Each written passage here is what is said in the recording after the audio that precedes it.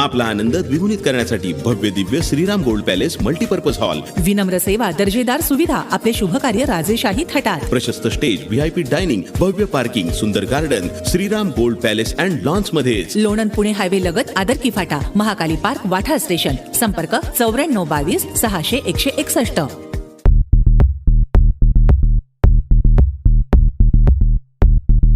आगमन झालेले आपण सगळ्यांनी टाळ्यांच्या गजरात त्यांचं सहर्ष स्वागत करायचं आहे. मी आदरणीय उपमुख्यमंत्री महोदय आणि या सातारा लोकसभेचे महायुतीचे अधिकृत उमेदवार आदरणीय श्रीमंत छत्रपती उदयनराजे भोसले महाराज आणि आपल्या सर्वांचे नेते आणि महाराष्ट्र राज्याचे उत्पादन शुल्क मंत्री आदरणीय शंभूराज देसाई साहेब यांना विनंती करतो की आपण छत्रपती शिवाजी महाराजांच्या पुतळ्याला पुष्पहार अर्पण करावा.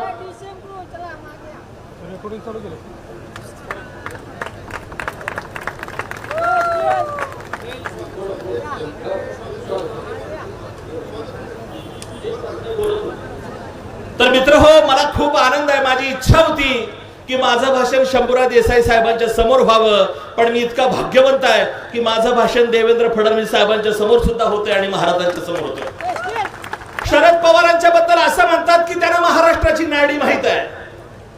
शरद पवारांच्या बद्दल म्हणतात त्यांना महाराष्ट्राची नाडी माहित आहे. मित्रांनो, शरद पवार साहेब फार मोठा नेता आहे, वादच नाही. ते कधीही टेन्शन घेत नाही, हे पण खरं आहे. पण त्यांच्या आयुष्यात जर त्यांनी टेन्शन कुणाचं घेतलं असेल तर फक्त देवेंद्र फडणवीस साहेबांचं टेन्शन घेतात ते. आणि म्हणून त्यांच्या डोक्यात एकच विषय असतो, कुणी बी येऊ दे पण फडणवीस साहेब नको आहे. मित्रांनो, असं म्हणतात की विमानातून शरद पवार साहेब जर चालले तर एकच विमानातून शरद पवार चालले की वरनं सांगतात हे गाव कुठलं आहे, हे तलाव कुठला आहे, हे झाड कुणाच्या दारात आहे. शरद पवार तिथनं सांगतात खाली घर कोणाचं आहे, कारण त्यांचा अभ्यास तेवढा आहे. परंतु मी नम्रपणे सांगतो, त्यांच्यापेक्षा जास्त अभ्यास करणारा दुसरा माणूस म्हणजे देवेंद्र फडणवीस साहेब आहे. देवेंद्र फडणवीस साहेब जर वरनं चालले तर घर कुणाचं आहे ते पण सांगतात, तलाव कुणाचा आहे ते सांगतात, आज झाडाखाली बसलोय कोणते नवीन नाव सांगतात. असा हा माणूस आहे. त्याला ताकद देऊया आणि उदयनराजेंना लोकसभेत पाठवू द्या. जय भीम, जय भारत, जय महाराष्ट्र.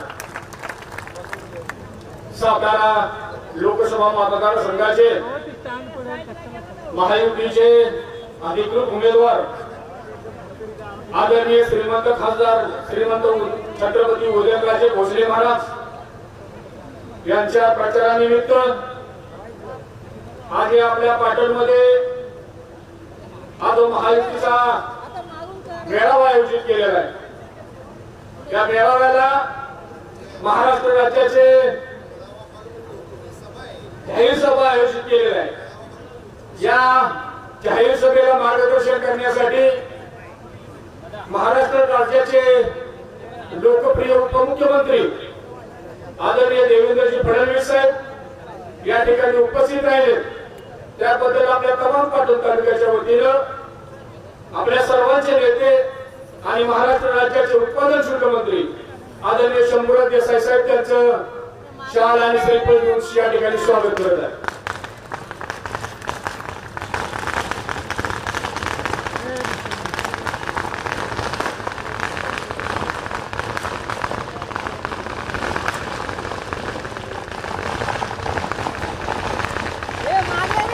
या ठिकाणी सातारा लोकसभेचे अधिकृत उमेदवार आदरणीय श्रीमंत छत्रपती उदयन महाराज भोसले यांचं स्वागत मी आदरणीय रविराज देसाई दादा मोरणा शिक्षण संस्थेचे अध्यक्ष यांना विनंती करतो की त्याने आपण महाराजांचं सहर्ष स्वागत करावं.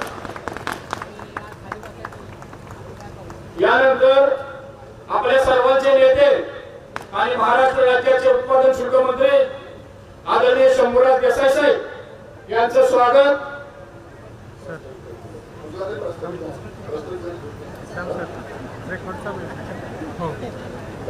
उशीर झालाय आपल्याला आणि मग जास्त भाषण करण्यापेक्षा मी प्रस्तावित करतो. उमेदवार म्हणून खासदार महाराज साहेब बोलतील आणि आपल्याला मुख्य मार्गदर्शन आदरणीय फडणवीस साहेबांचं या ठिकाणी ऐकायचं आहे. सातारा लोकसभा मतदारसंघातले महायुतीचे अधिकृत उमेदवार आदरणीय श्रीमंत छत्रपती उदयनराजे भोसले महाराज साहेब, राज्याचे यांच्या प्रचारासाठी उपस्थित असलेले राज्याचे लोकप्रिय उपमुख्यमंत्री आमचे नेते आदरणीय देवेंद्रजी फडणवीस साहेब, या ठिकाणी उपस्थित असलेले माजी आमदार सन्माननीय नरेंद्रजी पाटील, मोरणा शिक्षण संस्थेचे अध्यक्ष रविराज देसाई, लोकनेते बाळासाहेब देसाई, सहकारी साखर कारखान्याचे चेअरमन यशवंत देसाई, आमचे ज्येष्ठ सहकारी डॉक्टर दिलीपराव चव्हाण, अशोक अण्णा, ईश्वी जाधव, मिलिंद पाटील, जयवंतराव शेलार, सर्व उपस्थित प्रदीप पाटील, बरेच पदाधिकारी आहेत. सगळ्यांचीच नावं घेऊन आपला भरत नाना पाटील, भारतीय जनता पक्ष, शिवसेना, राष्ट्रवादी काँग्रेस, रासप, आरपीआय आठवले गट, आरपीआय कवाडे गट, दलित महासंघ, दलित पॅंथर अशा सर्व प्रचंड मोठ्या महायुतीचे सर्व उपस्थित पदाधिकारी, 261 पाटण विधानसभा मतदारसंघातनं आजच्या या सभेला जमलेले सर्व गावातील प्रमुख कार्यकर्ते, उपस्थित माझ्या माता भगिनी, युवा संघटनेमधले माझे सगळे तरुण युवा सहकारी, उपस्थित माध्यमांचे सर्व प्रतिनिधी, उपस्थित सन्माननीय बंधू आणि भगिनींनो, मी मगाशी म्हटलं तसं वेळ बराच झालाय. मला माहिती आपण 2 वाजल्यापासून या सभेच्या ठिकाणी आलेला आहात. निवडणुका म्हटल्या की अगोदरची सभा जास्त वेळ चालते आणि पुढच्या सभेला उगानच थोडासा उशीर होतो, हे क्रमप्राप्त आहे. मी काय मोठं भाषण करणार नाही, कारण आपल्या जवळपास 11 सभा या विधानसभा मतदारसंघामध्ये 3 दिवस आदरणीय महाराज साहेबांना घेऊन झालेले आहेत. बरोबर आहे ना? झालेत का नाही आपल्या सभा? महाराज साहेबांना घेऊन 11 सभा आपण प्रत्येक पंचायत समिती मतदारसंघ या ठिकाणी घेतल्या. महायुतीचे उमेदवार म्हणून आदरणीय महाराज साहेब आपल्या सगळ्यांच्या समोर आज उमेदवार म्हणून उभे आहेत. ही निवडणूक आपल्या गावातली नाही, गावातल्या ग्रामपंचायतीची, सोसायटीची, साखर कारखान्याची, बँकेची, जिल्हा परिषद, पंचायत समितीची निवडणूक नाही. ही निवडणूक देशाचं नेतृत्व कुणी करावं याच्यावरती निर्णय करणारी ही निवडणूक आहे. गेली 10 वर्ष आपण सगळ्यांनी पाहिलं, आदरणीय पंतप्रधान मोदी साहेबांनी गेल्या 10 वर्षात देशामध्ये जे काम केलेलं आहे ते काम या भारत देशानं स्वीकारलं, आपल्या महाराष्ट्रानं स्वीकारलं, सातारा जिल्ह्यानं स्वीकारलं, आपल्या ह्या पाटण मतदारसंघानं सुद्धा आदरणीय मोदी साहेबांनी केलेलं काम आणि मोदी साहेबांचं नेतृत्व स्वीकारलेलं आहे. आज आपल्याला परत एकदा 3ऱ्या वेळी देशाचं नेतृत्व, विकासाचं विजन असणाऱ्या आणि देशाला आर्थिक महासत्ता बनवण्याच्या दृष्टीनं काम करणाऱ्या आदरणीय मोदी साहेबांच्याच हातामध्ये राहिलं पाहिजे, याच्यावरती शिक्कामोर्तब करणारं उद्याच्या 7 तारखेचं आपल्या या ठिकाणी मतदान आहे. आज सगळ्या देशामध्ये आपण म्हणतो की 400 पारच्या बहुमतानं आदरणीय मोदी साहेबांना 3ऱ्या वेळी आपल्याला पंतप्रधान करायचं आहे.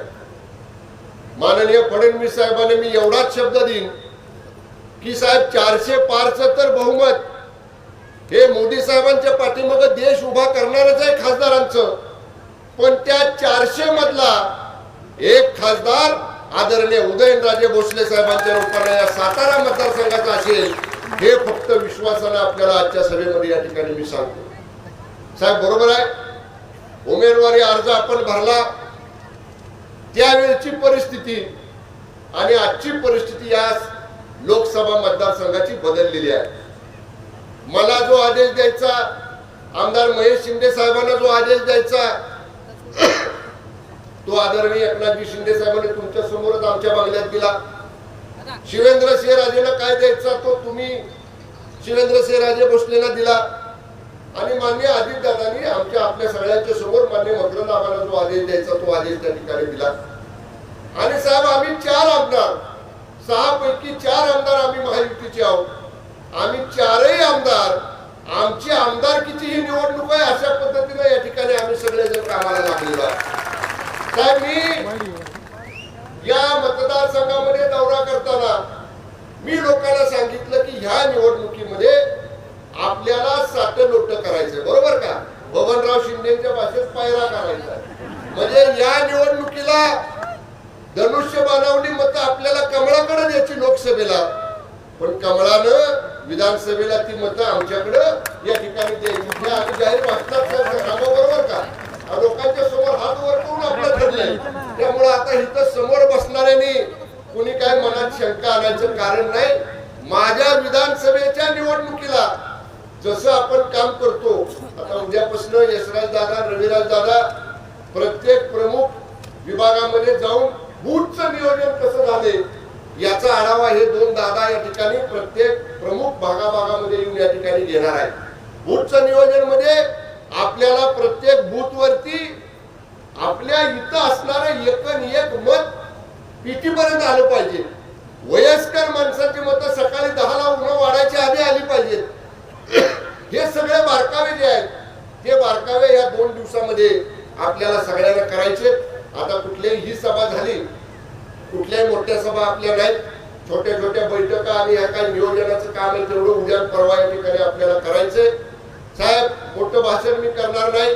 2-3 महत्वाचे प्रश्न या मतदारसंघाचे. तर तुम्ही म्हणाल शंभूराज तुम्ही मंत्री आहे, तुम्ही पालकमंत्री आहे आणि मग तुम्ही कसं प्रश्न मांडता, पण शेवटी तुम्ही 2 जण 3 जण राज्याचे प्रमुख आहात, शिंदे साहेब फडणवीस साहेब आणि दादा.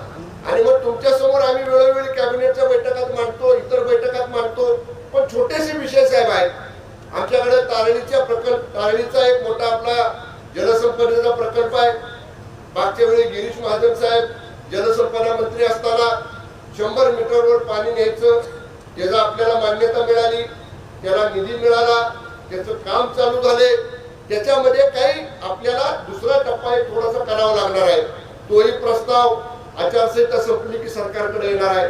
साहेब 2 महत्वाचे विषय, म्हणजे पहिलं जे केलंय ते केलं म्हणलं पाहिजे. तारेलीचं साहेब आपण केलं, गिरीश महाजन साहेबांनी केलं, त्याच्याबद्दल मतदारसंघाच्या वतीने तर मी आपला आभार मानतोच. साहेब आमचा ज्या मार्गे आपण आला आणि हेलिकॉप्टरनं राऊंड घेतला, आमचे बाळासाहेब पाटणकर सरकार इथं आहे, आमचं न्यूकालेचं एक धरण आहे, आमचं चिटेगडचं एक धरण आहे, आमचं बीबीचं एक धरण आहे. आमचे हे 3ही प्रकल्प साहेब अर्धवट अवस्थेमध्ये आहेत. मी त्याच्यासाठी खूप प्रयत्न केला निधी मिळवायचा. हे 3 प्रकल्प जर पूर्ण झाले तर त्या 3 प्रकल्पामधलं दोन्ही तीरावर जो तारळीला आपण नियम लावला 100 मीटर पर्यंत पाणी द्यायचं, तो जर या 3 प्रकल्पाला लावला तर आमचा केरा मंदुरे भाग हा कायमचा या ठिकाणी हिरवागार झाल्याशिवाय राहणार नाही. एवढा एक प्रस्ताव हा आमचा आपण या ठिकाणी करावा, एवढे आपल्या माझा मंत्री म्हणून प्रयत्न सुरू आहेत. आणि मला माहिती आहे एकदा जलसंपदा खातं आता फडणवीस साहेबांकडे आहे. एकदा फडणवीस साहेबांनी जर मनावर घेतलं तर जवळपास 8-10 हजार एकर, काय बाळासाहेब बरोबर ना, 8-10 हजार एकर जमिनीला पाणी मिळण्याचा प्रश्न हा आपला या ड्राय भागातला कायमचा या ठिकाणी सुटणार आहे. त्याच्यासाठी सुद्धा या ठिकाणी आपण निश्चितपणानं निर्णय करावा अशी मला माहिती आहे. आचारसंहिता असल्यामुळे आपल्याला आता बोलता येणार नाही, पण जरूर आपण त्याच्या बाबतीतला सुद्धा निर्णय घ्यावा. साहेब एक अत्यंत संवेदनशील विषय जाता जाता मला आपल्यासमोर मांडायचा आहे. साहेब आम्ही सगळे जे आता इथं आहोत हे आम्ही स्वर्गीय लोकनेते बाळासाहेब देसाई साहेब यांच्या विचाराची वारसदार आहोत. आम्ही जे काही घडलो ते आम्हाला स्वर्गीय लोकनेते साहेबांची शिकवण आहे, स्वर्गीय आबासाहेबांची शिकवण आहे. आणि देसाई गटाचा आज 4थ्या पिढीचा संबंध साहेब या मतदारसंघाबरोबर आहे. माझ्या आजोबांनी नेतृत्व केलं, माझ्या वडिलांनी केलं, मी केलं, रविराजांनी केलं आणि आमच्या दोघांच्या आता बरोबरीनं यशराज जयराज हे दोघं आमचे पुढे या ठिकाणी, म्हणजे 4थी पिढी आमची आहे की या मतदारसंघातल्या अनेक लोकांच्या 4थ्या पिढीच्या आमच्या 4थ्या पिढीबरोबर याचा संबंध आहेत. पिढ्यानपिढ्या या देसाई गटानं, या देसाई घराण्यानं या पाटण विधानसभा मतदारसंघासाठी आपलं योगदान दिलेलं आहे. साहेब राजकारणात चढ उतार येतात. 21 वर्षानंतर लोकनेते बाळासाहेब देसाईंच्या पश्चात आमच्या घरातनं गेलेली आमदारकी परत घरात आणायला आम्हाला 21 वर्ष लागली. 2004ला मी आमदार झालो. काय कुणाष्टोक झालं, 2014ला माझ्या मतदारसंघानं 5 वर्ष सक्तीच्या रजेवर मला पाठवला. 550 मतानं मी पडलो. मी 5 वर्ष सक्तीच्या रजेवर गेलो. पण लोकांनी जरी रजेवर पाठवला तरी मी घरात बसलो नाही. मी लोकांच्या दारापर्यंत आलो का नाही आलो, जरी आमदार नव्हतो तरी लोकांच्या दारात सुखात दुःखात या ठिकाणी मी गेलो. 14ला आमदार झालो, 19ला आमदार झालो. पण आम्ही साहेब सगळे कार्यकर्ते एकमेकाशी पिढ्यानपिढ्या नातं जुळणारे कार्यकर्ते आहोत. साहेब मागच्या कालावधीमध्ये मी जेव्हा गृह विभागाचा राज्यमंत्री होतो त्या सरकारमध्ये साहेब आम्ही केंद्राला एक विनंती केली होती की ज्याने आम्हाला घडवलं. या तालुक्यात साहेब अनेक घरं अशी आहेत, जसं देवाऱ्यामध्ये देव पूजतो तसं देवाऱ्यामध्ये स्वर्गीय लोकनेते बाळासाहेब देसाईंचा फोटो पूजणारे अनेक घरं साहेब या तालुक्यामधली आज सुद्धा आहेत. आणि मी गृह विभागाचा राज्यमंत्री असताना आम्ही केंद्राकडे राज्य सरकारमार्फत विनंती केली होती की आमचे नेते लोकनेते स्वर्गीय बाळासाहेब देसाई यांना पद्मश्री पुरस्कार मरणोत्तर केंद्र सरकारनं द्यावा असा या ठिकाणी आम्ही आग्रह केंद्र सरकारकडे त्यावेळी केला होता. पण अद्याप त्याच्यावर निर्णय झाला नाही. साहेब मला आपल्याला विनंती करायची आहे की पद्मश्री पुरस्कार हा केंद्र सरकारचा सगळ्यात मोठा, पद्मभूषण पद्मश्री पुरस्कार हा सगळ्यात मोठा पुरस्कार आहे.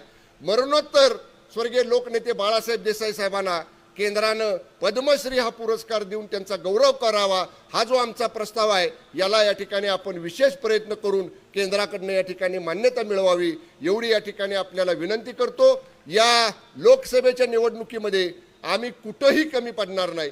जेवढे प्रयत्न करायचे आहेत तेवढे माझ्या स्वतःच्या विधानसभेला आम्ही जसं करतो तसे आम्ही प्रयत्न करू आणि चांगलं मताधिक्य 261 पाटण विधानसभा मतदारसंघातनंच नाही तर पूर्ण सातारा जिल्ह्यातनं चांगल्या मताधिक्यानं माननीय मोदी साहेबांच्या बरोबर आदरणीय उदयनराजे भोसले साहेबांना आम्ही निवडून देऊ एवढी ग्वाही या ठिकाणी आपल्याला देतो. आपल्या सगळ्यांना विनंती करतो, आपला पैरा पक्का झालेला आहे, आपलं साठं लोटं करायचं पक्क ठरलेलं आहे. येणाऱ्या 7 तारखेला कमळाच्या चिन्हासमोरचं बटन दाबून आदरणीय उदयनराजे भोसले साहेबांना प्रचंड मताने आपण विजय करावं एवढी विनंती आपल्याला करतो आणि या ठिकाणी थांबतो. धन्यवाद. जय हिंद, जय महाराष्ट्र. यानंतर सातारा लोकसभा मतदारसंघाचे अधिकृत उमेदवार आदरणीय श्रीमंत छत्रपती उदयन महाराज भोसले यांना मी विनंती करतो.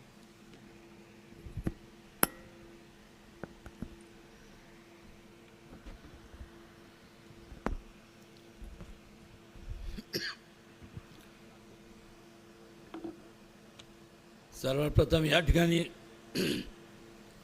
मी व्यक्तिशः माझ्या स्वतःच्या वतीने त्याचबरोबर व्यासपीठावरती उपस्थित सर्व मान्यवरांच्या वतीने आणि माझ्यासमोर उपस्थित लोकशाहीतले आपल्या आपण सर्व राजांच्या वतीने छत्रपती शिवाजी महाराज, लोकनेते बाळासाहेब देसाई, त्याचप्रमाणे कैलासवासी अण्णासाहेब पाटील या सर्वांना विनम्र अभिवादन करतो.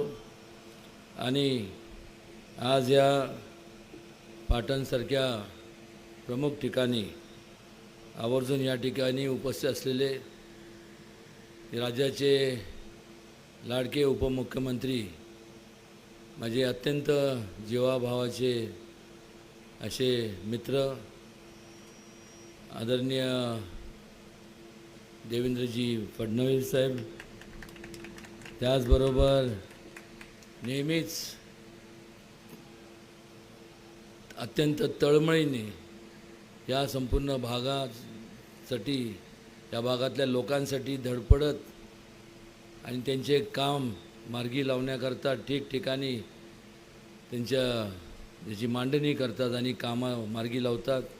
केवळ या संपूर्ण मतदारसंघाचे नाही तर सातारा जिल्ह्याचे लाडके पालकमंत्री माझे मित्र शंभूराज देसाई, या व्यासपीठावरती उपस्थित असलेले माझे मित्र रविराज देसाई, भरत नाना पाटील, त्याचबरोबर माथाडीचे नेते नरेंद्र पाटील, रमेश पाटील, विक्रमबाबा पाटणकर, जयवंतराव शेलार, यशराज देसाई, दिलीपराव चव्हाण, त्याचबरोबर Sakte sir, Nandkumar Surve sir, Ganesh Yadav, Fatehsingh Patankar, Dilip Mahadik, Rambhau Dubal, Kavitatai Kachare, Shankarrao Patil, Sagar Mane, Dheeraj Kadam, Pravin Ugade, Ravindra Lahoti, Nurjabhai Khatik, advocate D P. Jadhav, Ashokrao Patil, advocate Milind Patil, Vijay Pawar, Bashirbhai Kondu आणि उपस्थित सर्व आपण ज्येष्ठ श्रेष्ठ या संपूर्ण मतदारसंघातले मान्यवर, या ठिकाणी आवर्जून मला सांगावंसं वाटतं देवेंद्र फडणवीस साहेबांना की अत्यंत हा सुंदर आणि निसर्ग असा हा परिसर आहे, पण ह्या भागाच्या व्यथा सुद्धा तेवढ्याच आहे. कारण ह्या संपूर्ण भागाचा विचार जर आपण केला तर कुठल्याही ह्या सगळा डोंगरी परिसर असल्यामुळं फार पूर्वीपासून ह्या अनेक लोक स्वतःच्या कुटुंबाचा उदरनिर्वाह करण्याकरता मोठमोठ्या शहराकडे धाव घेतली. अंगावरच्या कपड्यावर गेलेले तुमच्या लोकांमुळं आम्ही आहोत. आम्ही हे विसरलेलो नाही. आम्ही सगळं ज्या व्यासपीठावरती आहोत ते विसरले. आम्ही अजूनही सगळे आमचं म्हणणं आहे की तुमच्या लोकांमुळं आम्ही लोक आहोत. आणि ते काय म्हणतात आहे, त्यांनी आजपर्यंत काय म्हणाले की आमच्यामुळं माझ्यामुळं तुम्ही लोक आहात. आता दाखवून द्या त्यांना की कोण कोणामुळं आहे. आणि हे तुम्ही निश्चितपणे दाखवणार याबद्दल माझ्या मनात ते मात्र शंकाच नाही. पण काळ गेला ना 15 वर्षाचं, तर वेळ कशी परत आणायची. आज मला सांगा, उदयनराजेंना मतदान जेव्हा आपण म्हणतो की मी आता उमेदवार आहे, 4 महिन्यानंतर शंभूराज देसाई उमेदवार असतील, त्यावेळेस देवेंद्रजी पण उमेदवार असतील. एक लक्षात आपण घेतलं पाहिजे, उमेदवार सक्षम आणि कुठल्या पक्षाचा आहे ह्याच्याकडं बघून आपण मतदान केलं पाहिजे. कारण जर विकासाच्या दिशेने जर एखादा पक्ष महायुतीचा चालली असेल, त्याला जर मतदान केलं नाही, त्यांच्या उमेदवारांना केलं नाही आणि दुसऱ्यांना केलं, तर बाकी सोडून द्या. आज जे तुमच्या संपूर्ण कुटुंबात जे आज लहान लहान मुलं आहेत ना का नाही, हो का नाही सांगा ना. तुम्ही त्यांना सांगतो, त्यांची प्रगती तुम्ही रोखताय. आज जे ज्येष्ठ नागरिक म्हणून जे इथं उपस्थित आहेत, एका काळी 40-45 वर्षापूर्वी तुम्ही सुद्धा तुमच्या ऐन तारुण्याच्या काळात होता. तुम्ही तारुण्याच्या काळात होता. काय झालं त्यावेळेस? का त्यावेळेसच्या काँग्रेस पक्षाच्या सरकारने का संपूर्ण असं जी आता योजना राबवल्या जातात त्या राबवल्या गेल्या असत्या, आज तुम्ही सुद्धा संपूर्ण कुठं गेला असता. त्यांना नको होतं आपणच मोठं राहिलं पाहिजे, बाकीचे गुलामगिरीत राहिलं पाहिजे. ही यांची थर्ड क्लास आणि कमकुवत आणि क्रियानिष्ठ ह्यांचे विचार. आणि त्यामुळे झालं काय की त्यावेळेसचे तरुण जे होते, आता एक जे ज्येष्ठ आहे, संपूर्ण त्यांचं आयुष्य संपून गेलं. नैराश्य आलं. आता करणार काय, जाणार कुठं, काय. हेच तुम्हाला तुमच्या पुढच्या पिढीला होताना पाहायचं आहे का मला सांगा. हो, आवाज जोरात तरी बोला, हो का नाही. नाही ना. कोणाला असं वाटत नाही की आपल्याला प्रत्येकाला वाटतं की आपल्या कुटुंबातले जे जन्माला आले जे तरुण आहेत ते मोठ्या हुद्द्यावर जावे, त्यांनी उद्योग समूह चालू करावा, हे करावं ते करावं. आणि ह्यासाठी मोदीजींच्या कुशल मार्गदर्शनाखाली वेगवेगळ्या योजना, वेगवेगळे चालणं खुले करून दिले.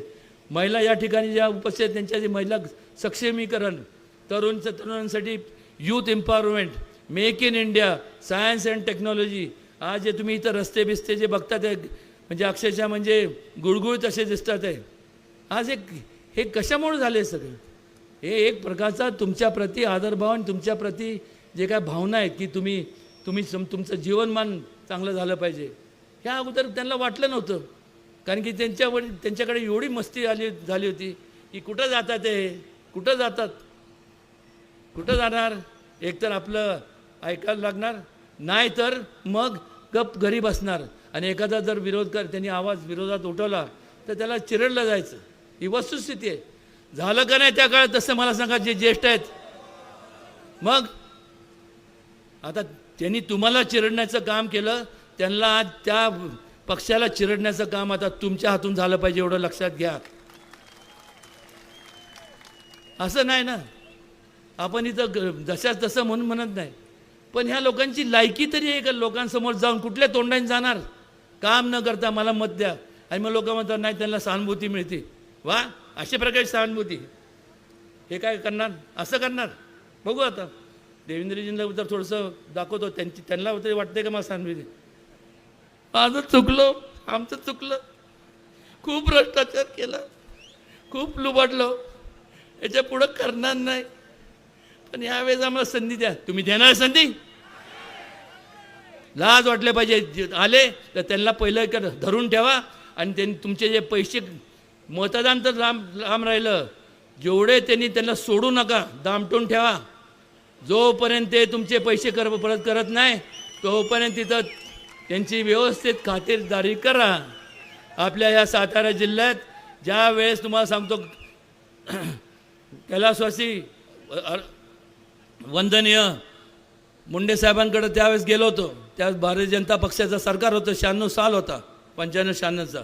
त्यांना सांगितलं की ह्या संपूर्ण भागातले लोक पाण्यापासून वंचित आहे, संपूर्ण पश्चिम महाराष्ट्र. आणि त्यावेळेस त्यांनी ते म्हणू शकले असते. आणि खात्रीपूर्वक सांगतो, हे काम खरं तर ज्यांना पोताने भरून भरून आपण मतदान केलं ते म्हणजे काँग्रेस पक्ष, त्यांनी दुर्लक्ष केले आणि त्यांनी विचार पण केला नाही.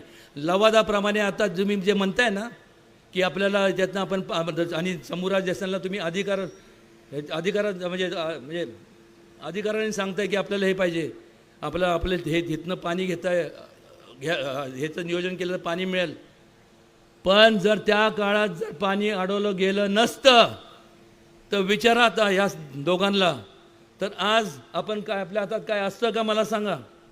त्यावेळेस ते म्हणू शकले असते, मुंडे साहेब काय म्हणू शकले असते की तिथं आमचा एकही आमदार नाही, खासदार नाही, मग कशाला एवढं पण निधी तिथं द्यायचा. त्यांनी त्यांच्या मनात माणुसकी होती.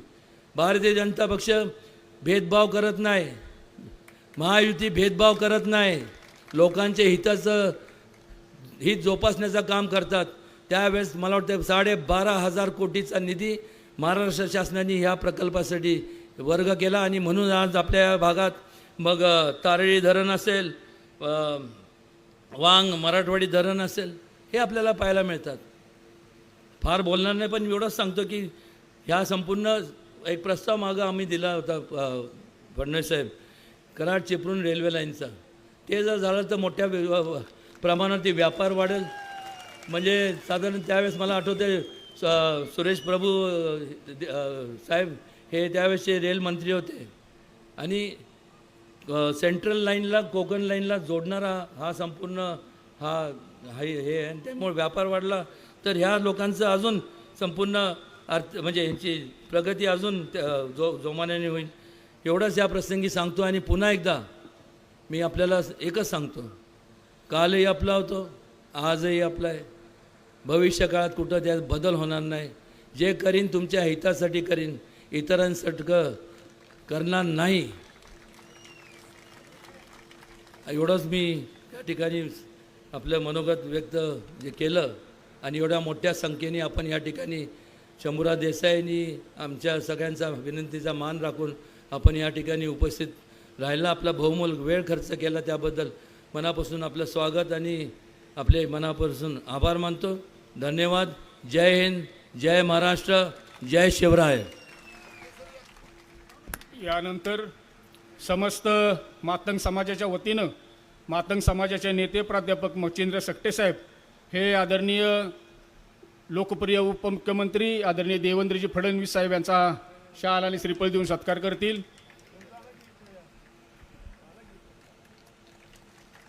यानंतर आपण ज्यांच्या मार्गदर्शनाची आतुरतेने वाट पाहतात ते आपल्या महाराष्ट्र राज्याचे लोकप्रिय उपमुख्यमंत्री आदरणीय देवेंद्रजी फडणवीस साहेब हे आपल्याला मार्गदर्शन करतील.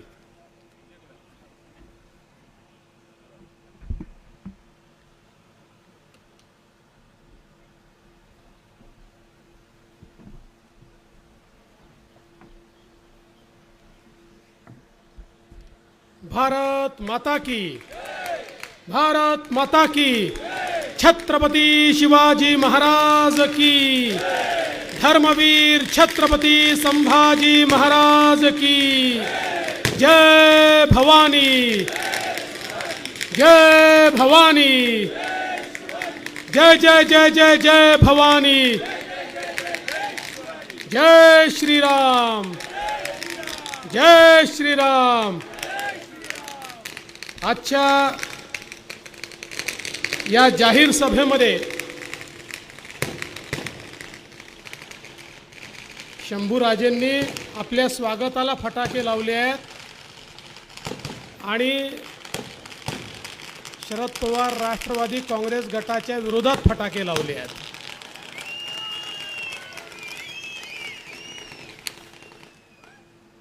मंचावर उपस्थित आपल्या सर्वांचे लाडके उमेदवार आणि खऱ्या अर्थानं छत्रपती शिवरायांचं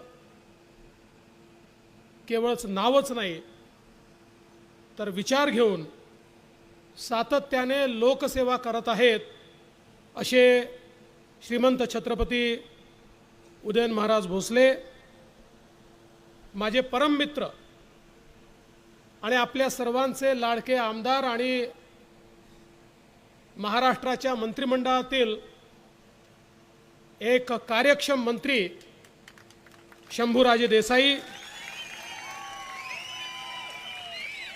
माझे लहान बंधू आणि जे अण्णासाहेब पाटलांचं नाव खऱ्या अर्थानं समर्थपणे चालवत आहेत असे नरेंद्र अण्णासाहेब पाटील,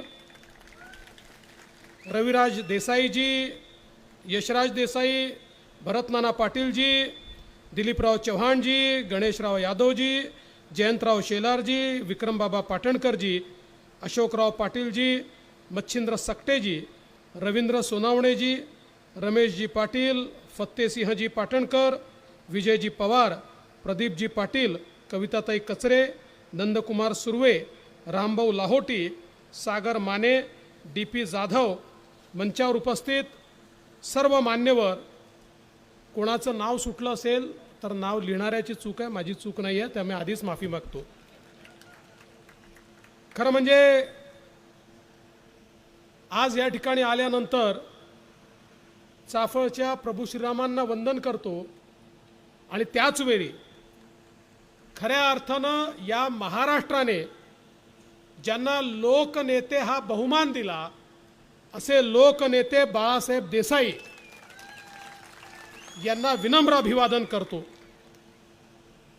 या महाराष्ट्राच्या जडणघडणीमध्ये, महाराष्ट्राच्या विकासामध्ये आणि महाराष्ट्र उभा करण्यामध्ये ज्या लोकांचं नाव आपण घेतो अशा लोकांच्या नावामध्ये अग्रणी नाव असलेलं हे लोकनेते बाळासाहेब देसाईंचं नाव आहे. आणि आपण शंभूराजे म्हणालात की त्यांना पद्म पुरस्कार मिळाला पाहिजे. निश्चित मी तुम्हाला सांगतो, मी स्वतः त्या संदर्भात केंद्र सरकारकडे मागणी करेन आणि विनंती करेन. या संपूर्ण डोंगराळ भागामध्ये, कडाकपाऱ्यांमध्ये या सगळ्या भागाच्या विकासाचा विचार हा त्या काळामध्ये त्यांनी केला आणि म्हणूनच आज 4 पिढ्या कितीही राजकीय वादळ आली तरी लोकांचं प्रेम हे देसाई कुटुंबावर सातत्याने राहिलं. ही त्यांची पुण्याई आहे आणि ती आज शंभूराजे पुढे नेत आहेत, याचा मला अतिशय मनापासून आनंद आहे. बंधू भगिनींनो, खरं म्हणजे मगाशी शंभूराजेंनी या ठिकाणी मांडुरे केरा विभागाच्या संदर्भात काही विषय मांडले. निवकणे असेल, चिटेघर असेल, बीबी असेल, या ठिकाणी 100 मीटर उपसा करून शेतीला पाणी देण्याच्या संदर्भातला विषय असेल. मी शंभूराजेंना या ठिकाणी सांगू इच्छितो, राजे, एक तरी प्रसंग असा आहे का की तुम्ही मला सांगितलं आणि झालं नाही? तुम्ही माझे मित्र आहात, त्यामुळे तुम्ही सांगितलं म्हणजे काम झालं, फत्ते, कामगिरी फत्ते. आणि आता तर तुमच्याकडे या ठिकाणी महाराजांसारखं इंजेक्शन देखील आहे, जे तुम्ही आम्हाला असं लावाल की आर पार बिलकुल. त्यामुळे चिंता करण्याचं कारण नाही आहे. पण मला ही गोष्ट आत्ता जी महाराजांनी सांगितली ती सांगितली पाहिजे की 2014ला सरकार आल्यानंतर या ठिकाणी मोठ्या प्रमाणात या जिल्ह्यातल्या वेगवेगळ्या सिंचन प्रकल्पाची कामं आम्ही केली. मोदी साहेबांनी या जिल्ह्याकरता इतक्या मोठ्या प्रमाणात आम्हाला निधी उपलब्ध करून दिला. उरमोडी असेल, जीए कटापूर असेल, वसना वगणा असेल, आता बोंडारवाडी असेल, उरमोडी असेल, टेंबू असेल, जीए कठापूर असेल, सगळ्या भागामध्ये जेवढ्या योजना होत्या या सगळ्या योजना बंद पडलेल्या होत्या. त्या काळामध्ये खरं म्हणजे संधी होती. कारण हे खरं आहे की मुंडे साहेब असताना कृष्णा खोऱ्याचं नियोजन झालं, पण दुर्दैवाने मध्ये आम्ही विरोधी पक्षामध्ये होतो. मला आठवतं शंभूराजे आम्ही किती संघर्ष करायचो, पण कुठेतरी लोकांना गृहीत धरलं जायचं आणि यांचं काम केलं तरी आपले, नाही केलं तरी आपले. आणि अनेक वेळा तर आम्हाला अशी देखील परिस्थिती पाहायला मिळाली की राज्यकर्त्यांची मानसिकता होती, अरे सगळं करून टाकलं तर आपल्या मागे येणार कोण. आणि म्हणून हे सगळे सिंचन प्रकल्प रखडलेले होते. मोदीजी आल्यानंतर आणि राज्यात आपलं सरकार आल्यानंतर या सगळ्या सिंचन प्रकल्पाला भरघोस निधी आपण त्या ठिकाणी दिला आणि आज एक एक प्रकल्प पूर्णत्वाला जातो आहे. सातारा जिल्ह्यातला दुष्काळी भाग देखील आज जलमय होतो आहे, हे आपल्याला पाहायला मिळत आहे.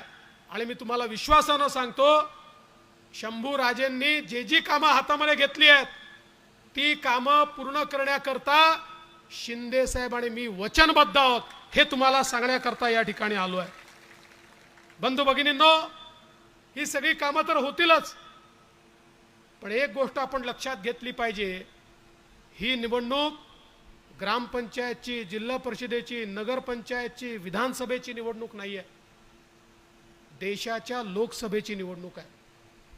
देशाचा नेता निवडण्याची निवडणूक आहे. पुढचे 5 वर्ष देश कोणाच्या हाती सुरक्षित असेल, पुढचे 5 वर्ष देशाला विकासाकडे कोण घेऊन जाईल, जनसामान्यांच्या आशा, आकांक्षा आणि अपेक्षा कोण पूर्ण करू शकतो, याचा फैसला करणारी ही निवडणूक आहे. त्यामुळे या ठिकाणी महाराज साहेब आहेत, त्यांच्या समोर अजून कोणी उमेदवार आहेत हे तर आहेतच, पण यांच्या माध्यमातनं यांचा फैसला नाही आहे, यांच्या माध्यमातनं देशाच्या नेत्याचा फैसला या निवडणुकीच्या माध्यमातनं आपण करतो. आज आपण पाहू शकतो 2च पर्याय आपल्याला दिसतात. 2 भाग झाले आहेत देशामध्ये, 2 वेगवेगळे ध्रुव तयार झाले आहेत. एकीकडे अखिल विश्वामध्ये ज्यांना सर्वाधिक लोकप्रिय नेता म्हणून गणलं जातं ते विकास पुरुष असलेले नरेंद्र मोदीजी आहेत. आणि मोदीजींच्या समवेत आपल्या शिंदे साहेबांची शिवसेना आहे, अजितदादांची राष्ट्रवादी आहे, मनसे आहे, रिपाई आहे, पिरिपा आहे, दलित सेना आहे, रासपा आहे, जनसुराज्य आहे, आमचे सक्ते साहेब त्यांची पार्टी या ठिकाणी आहे. वेगवेगळ्या प्रकारच्या सगळ्या संघटना मिळून एक महायुती आपण तयार केली आहे आणि त्या महायुतीचे महानायक हे नरेंद्र मोदीजी आहेत. आणि दुसरीकडे कोण आहे? राहुल गांधीजी आहेत. आणि राहुल गांधीजींसोबत 24 पक्षांची खिचडी आहे. त्या खिचडीची अवस्था काय आहे? कोणी कोणाला नेता म्हणायलाच तयार नाही आहे. आज आपण जर बघितलं, आपली विकासाची ट्रेन आहे, या विकासाच्या ट्रेनचं इंजिन हे मोदी साहेब आहेत. याला वेगवेगळ्या पक्षांचे डबे लागले आहेत आणि या डब्यांमध्ये दीन, दलित, गोर, गरीब, आदिवासी, शेतकरी, शेतमजूर, महिला, अल्पसंख्याक, भटके, विमुक्त, ओबीसी सर्व समाजाच्या लोकांना आपल्या या ट्रेनमध्ये बसायची जागा आहे. पण दुसरीकडे काय अवस्था आहे, दुसरीकडे डब्बेच नाही आहे, सगळे इंजिनच आहे.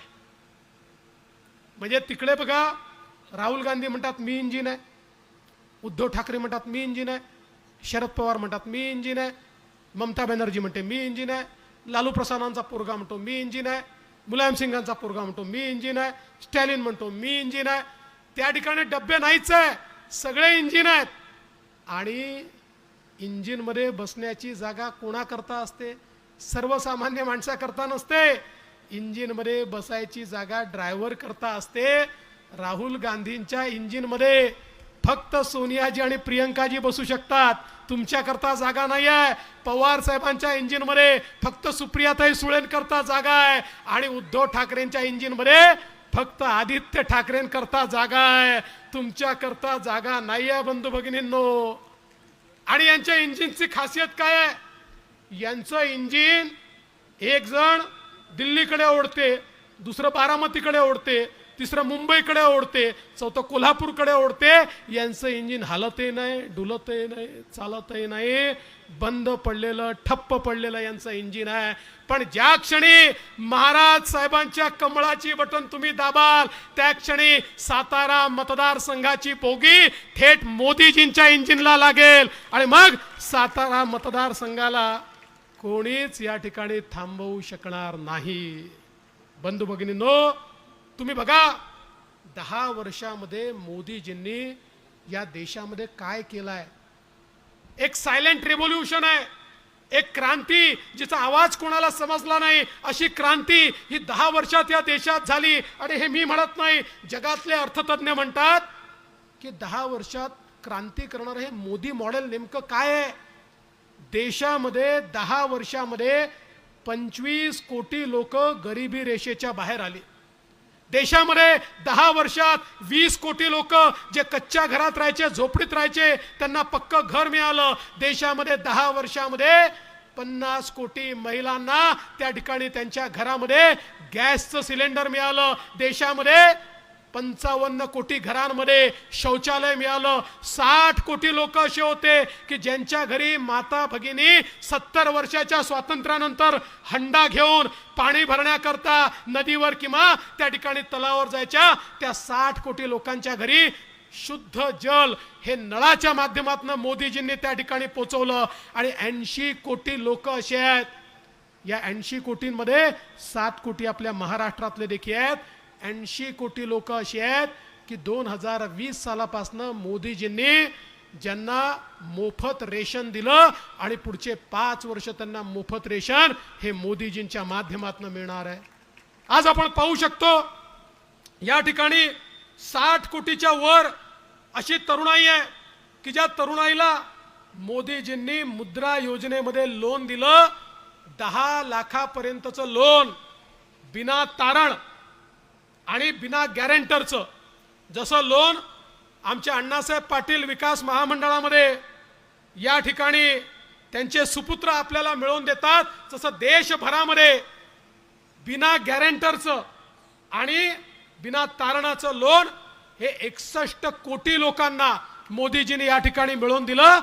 आणि यामध्ये 30 कोटी आमच्या महिला आणि मुली आहेत की ज्यांना मोदीजींनी पायावर उभं केलंय.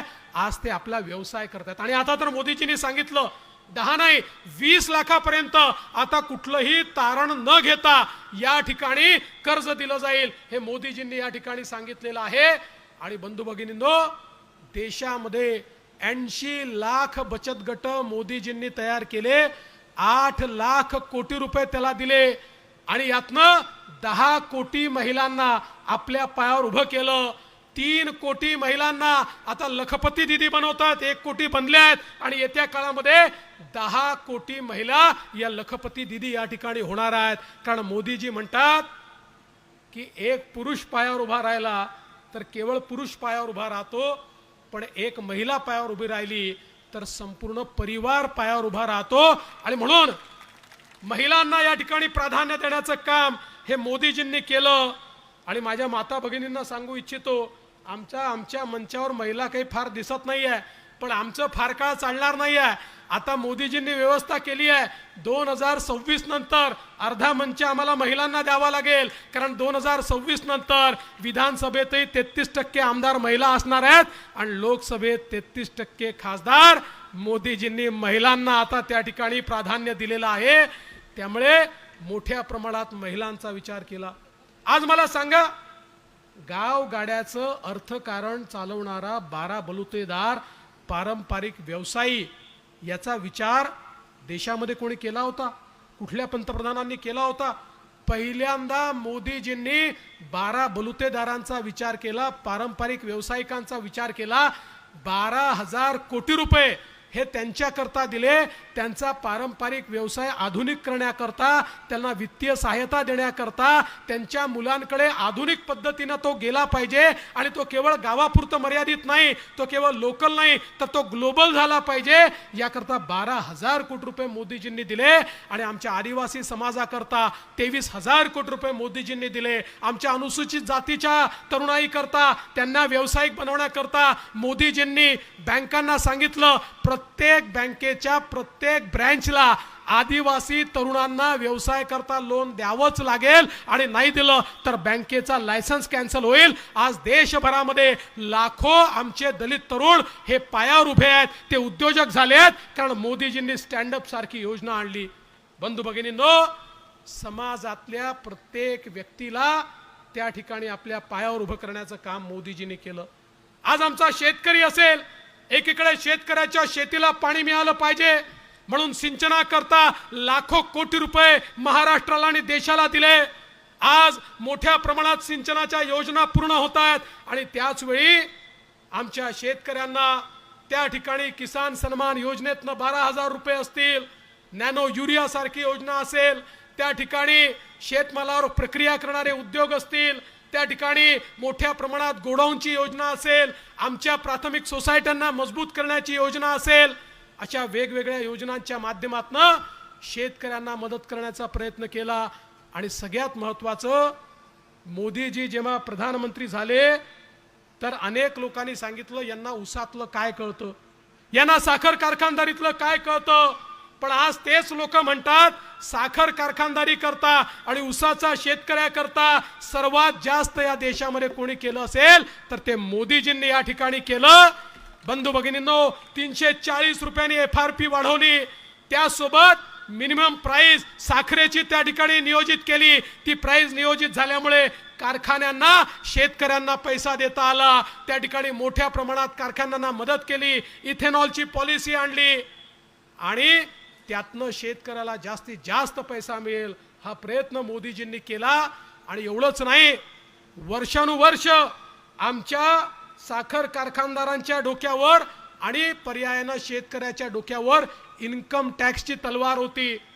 10,000 कोटी रुपयाचा इन्कम टॅक्स एकट्या महाराष्ट्रामध्ये या ठिकाणी मागच्या काळामध्ये थकीत होता. मनमोहन सिंग साहेबांचं सरकार होतं, शरद पवारांच्या नेतृत्वात शिष्टमंडळ जायचं, 4-5 वेळा गेलं, सांगायचं ओ शेतकऱ्यावर इन्कम टॅक्स बसतोय, तो इन्कम टॅक्स रद्द करा. हो म्हणायचे, पण इन्कम टॅक्स रद्द केला नाही. लोक कोर्टात गेले, कोर्टात हरले, हायकोर्टात हरले, सुप्रीम कोर्टात हरले. अशी अवस्था होती. कारखान्यांना सांगण्यात आलं आता शेतकऱ्यांना जे पैसे दिले आहेत त्यातनं वसुली करा आणि इन्कम टॅक्स भरा. मोदीजींचं सरकार आलं, आम्ही मोदीजींकडे गेलो, त्यांना सांगितलं हा केवळ कारखान्यावर इन्कम टॅक्स नाही आहे, हा सामान्य शेतकऱ्यावर इन्कम टॅक्स आहे, हा तुम्ही रद्द केला पाहिजे. या देशात जे घडलं नाही ते मोदीजींनी करून दाखवलं आणि मागच्या तारखेपासनं 10,000 कोटी रुपयाचा इन्कम टॅक्स शेतकऱ्यावरचा रद्द करण्याचं काम हे मोदीजींनी केलं. आज आमची ऊस कारखानदारी आणि ऊसाचा शेतकरी जिवंत आहे, तो मोदीजींमुळे जिवंत आहे. आणि म्हणून बंधू भगिनींनो, ही देशाची लढाई आहे, देशाच्या नेतृत्वाची लढाई आहे. ही काही गल्लीची नाही, ही दिल्लीची लढाई आहे. या ठिकाणी मोदीजींसारखं सक्षम नेतृत्व आज आपण पाहू शकतो. कोविडच्या काळामध्ये मी तुम्हाला आठवण करून देतो, तो काळ कसा होता. आपल्या नातेवाईकाकडे जाण्याची देखील चोरी होती. लोक कोणाच्या मौत मिट्टीला देखील जात नव्हते. जगाच्या पाठीवर लोक म्हणायचे 140 कोटीचा भारत आता कोणी वाचवू शकत नाही. 40-50 कोटी लोक तरी मरतील. अरे किड्या मुंग्यासारखे लोक मरत होते. जगामध्ये केवळ 4 देशांना कोविडची लस बनवता आली होती. ते देश वाट पाहत होते कधी भिकाऱ्यासारखा भारत येईल, आम्हाला लसी मागेल, मग थोड्याशा लसी त्यांना देऊ, त्यांच्यावर उपकार करू आणि त्या ठिकाणी पैसा कमवू. पण आपल्या देशातल्या आपल्या पंतप्रधानांना मोदीजींना माहिती होतं या देशांच्या भरोशावर बसलो तर मागच्या काळामध्ये महामारी आल्यानंतर 30-30 वर्ष यांनी भारताला लस मिळू दिली नाही. हे भारताला तरसवतील. माझ्या भारतीयांना त्या ठिकाणी मरावं लागेल. मोदीजींनी देशातले शास्त्रज्ञ जमा केले, त्यांना पैसे दिले, त्यांना रिसोर्सेस दिले, त्यांना रॉ मटेरियल दिलं आणि जगामध्ये 5वा देश भारत तयार झाला की ज्या देशाने स्वतःची कोविडची लस तयार केली आणि 140 कोटी भारतीयांना विनामूल्य ही लस 2 वेळा टोचली. आज आपण सगळे या ठिकाणी जीवित आहोत कारण ही लस आपल्याला मिळाली. ही जर मिळाली नसते तर काय अवस्था असती. आणि म्हणून बंधू भगिनींनो, देशाचा नेता जेव्हा मजबूत असतो तेव्हाच देश विकासाकडे चालतो. आताच महाराज साहेब सांगत होते इतके रस्ते झाले, धरणं झाली, हायवे झाले, हे का होऊ शकलं? मोदीजींनी देशातला भ्रष्टाचार जो आहे तो या ठिकाणी बंद केला. त्यामुळे देशाच्या तिजोरीत पैसे आले.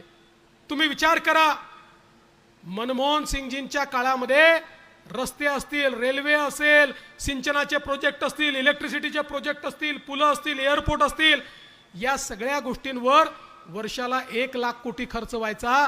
मोदीजींच्या काळात वर्षाला 13 लाख कोटी खर्च होतात. म्हणजे 13 पट जास्त पैसे. हे काय झाडाला लागले होते का? हे पैसे तुमचेच पैसे जे भ्रष्टाचारामध्ये त्या ठिकाणी वेगवेगळ्या घोटाळ्यांमध्ये जायचे, ते पैसे देशाच्या तिजोरीत आणले आणि आज तुमच्याकरता ते पैसे खर्च होत आहेत.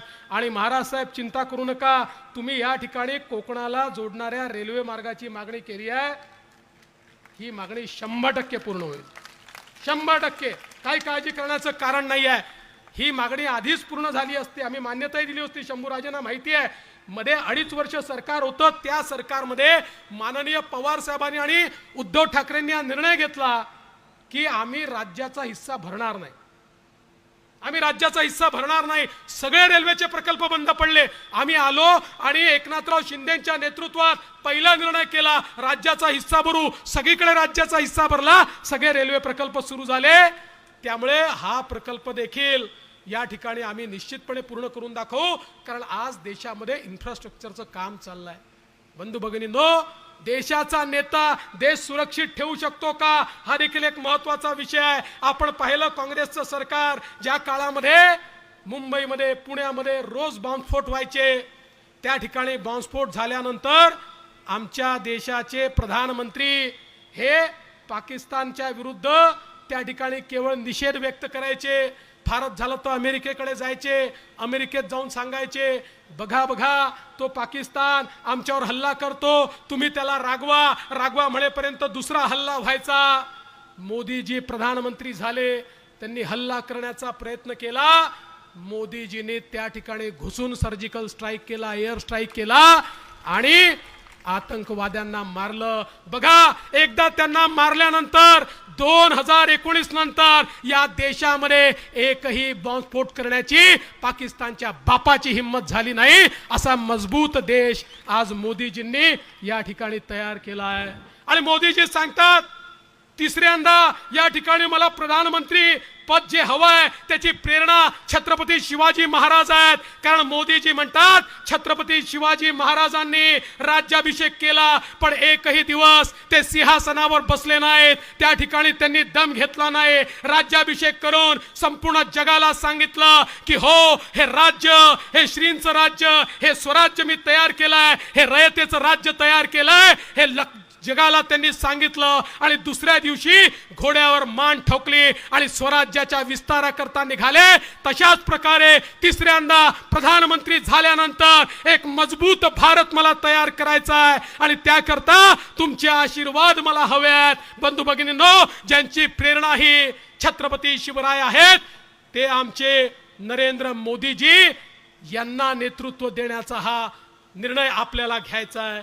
आणि म्हणून ज्या क्षणी उदयन महाराजांना आपण मत देतो, ज्या क्षणी त्यांचं कमळाचं बटन दाबतो त्यांना तर मत मिळतच, पण देशाच्या भवितव्याकरता मोदीजींना देखील ते मत मिळतं. आणि महाराज म्हणाले त्याप्रमाणे तुमचा नाही, तुमच्या पुढच्या पिढ्यांचा जो काही सवाल आहे, त्यांचं जे काही जीवन आहे, त्यांच्या जीवनातलं जे परिवर्तन आहे, हे करण्याची ताकद ही नरेंद्र मोदीजींमध्ये आहे, ती राहुल गांधींमध्ये नाही आहे. बंधू भगिनींनो, त्याच्या आघाडीमध्ये नाही आहे. आणि म्हणून तुम्हाला विनंती करण्याकरता आलो आहे, आता या ठिकाणी एकच निर्धार करायचा आहे. आणि हे खरंच आहे, चिंता करण्याचं कारण कोणालाच नाही आहे. शेवटी महायुती तर एकत्र आहेच, पण आम्ही भाजप शिवसेना सख्खे भाऊ आहोत. त्यामुळे आता कमळाला आणि नंतर धनुष्यबाणाला हे आपलं ठरलेलंच आहे, याचा चिंता करण्याची आवश्यकताच नाही आहे. त्यामुळे आपल्या सगळ्यांनी आता पुन्हा एकदा ज्यावेळी चौथ्यांदा तिसऱ्यांदा आपले मोदी साहेब शपथ घेतील, त्यावेळी त्यांना शपथ घेण्याकरता 400 खासदार त्या ठिकाणी उभे असतील.